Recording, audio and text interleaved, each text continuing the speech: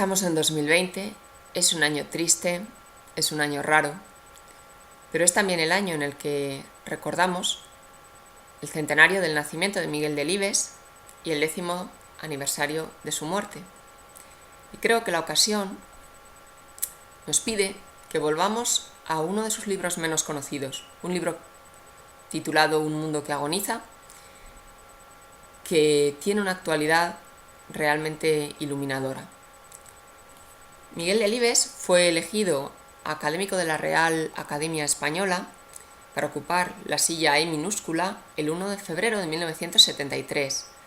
La ceremonia de posesión tuvo lugar el 25 de mayo del año 75 y en aquella ocasión el discurso se tituló El sentido del progreso desde mi obra. Fue respondido por Julián Marías. En la página web de la Real Academia se puede consultar el formato original de este discurso con su contestación, pero en 1979 el escritor lo recuperó para los lectores con la forma ya de ensayo bajo el título Un mundo que agoniza. En este libro, Delibes expone, sin el filtro de la ficción, algo que ya había expuesto en sus novelas, su pensamiento en torno al mundo rural, las relaciones con la urbe, el impacto del progreso en la vida humana. No es trivial que el escritor eligiera como subtítulo del ensayo Mi credo. Se trata de una lectura que sorprenderá a muchos de quienes lo lean por primera vez a causa de su actualidad, como decía. A lo largo de los 11 breves epígrafes que lo componen, trata asuntos como la obsolescencia programada, las consecuencias de la carrera nuclear, el futuro de los residuos, el agotamiento de los combustibles fósiles, de los recursos marinos, de los bosques, la intensificación exponencial del consumo, la consecuente contaminación, la explotación del ser humano sometido a un trabajo alienante, las nuevas posibilidades de almacenaje masivo de información, incluso antes de lo que ahora llamamos las TIC, la repercusión del uso de pesticidas en nuestra alimentación y en nuestra salud, etc. También la amenaza de guerra biológica, o podríamos leer hoy de una fortuita pandemia propiciada en última instancia por la superpoblación. La vigilancia y el control de los individuos a manos de intereses privados o gubernamentales, asuntos plenamente actuales en esta hora, cuando a través del móvil, nuevo documento de identidad, se puede rastrear y se rastrean no ya nuestras llamadas, mensajes y búsquedas, sino también nuestros pasos físicos, siempre, eso sí, en aras de la seguridad. Algunos pasajes del libro, inspirado en parte por los escritos de Edward Goldsmith, resultan verdaderamente clarividentes leídos hoy, porque tratan antes de la World Wide Web y del Big Data asuntos tan cruciales como el desfase entre las leyes que nos protegen y garantizan el Estado de Derecho y los adelantos técnicos. Me voy a permitir leer un breve pasaje porque creo que su actualidad es escalofriante. La UNESCO recomienda, es verdad, a los Estados la asunción de unas normas base para la formulación de un código internacional que proteja el derecho a la vida privada. Pero uno se pregunta, lleno de zozobra y ansiedad, ¿no serán los Estados los primeros interesados en tolerar tales aberraciones si el uso de las técnicas mencionadas viene a consolidar su autoridad y su poder? Delibes se lo preguntó en 1975. Repitió su pregunta en 1979.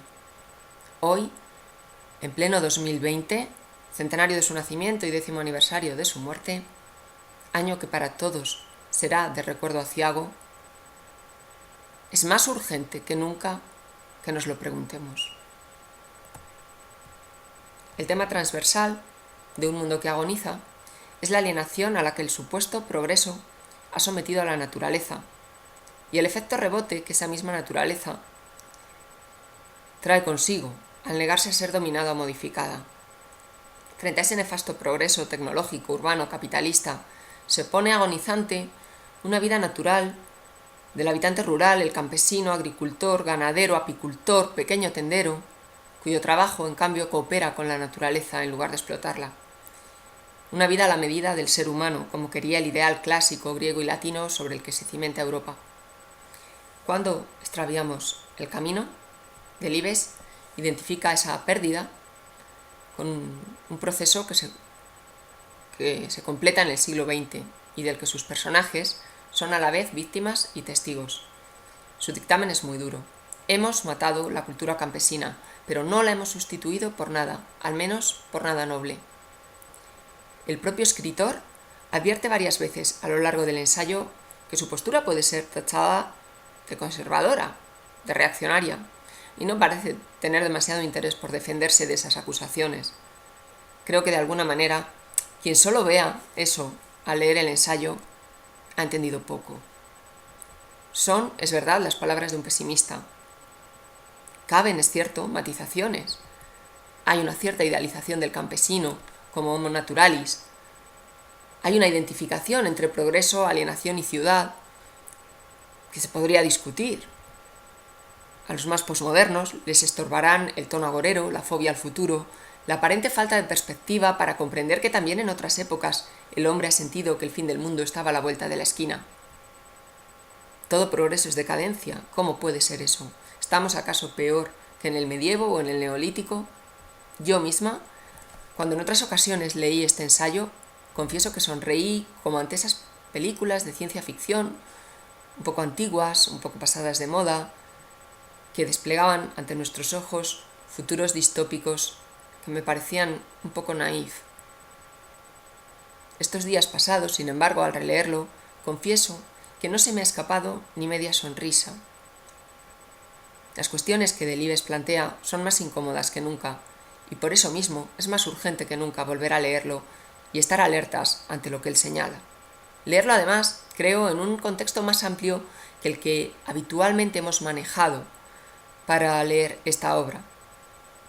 Leerlo en conexión con otros intelectuales europeos que desde otras posturas y otras experiencias estéticas e ideológicas estaban llegando a formular las mismas cuestiones y a señalar los mismos problemas. Pienso, por ejemplo, en el Pasolini, que lamentaba la pérdida de las luciérnagas, esos pequeños insectos antes tan comunes, incluso a las afueras de las ciudades, en los descampados. Ya raros de ver, hacia 1970, cuando Pasolini escribe su trabajo sobre las luciérnagas, y hoy reducidas a un resultado de Google Imágenes. Mi hijo nunca ha visto luciérnagas. Estamos en abril de 2020.